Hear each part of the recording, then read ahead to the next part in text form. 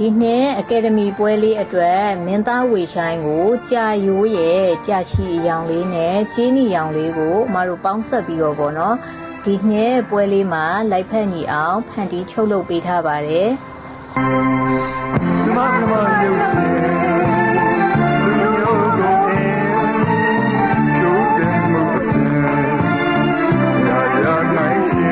ဒီကြာလေးရပေါ့နော်မြင်တဲ့သူရဲ့စိတ်ကိုအေးချမ်းစေတဲ့စွမ်းတတ္တိတွေပေးတဲ့အတွက်ဒီမင်းသားလေးဝေရှိုင်းမျက်နှာလေးနဲ့လိုက်ဖက်ညီအောင်ပေါ့နော်ဖန်တီးချုပ်လုပ်ပေးထားပါတယ်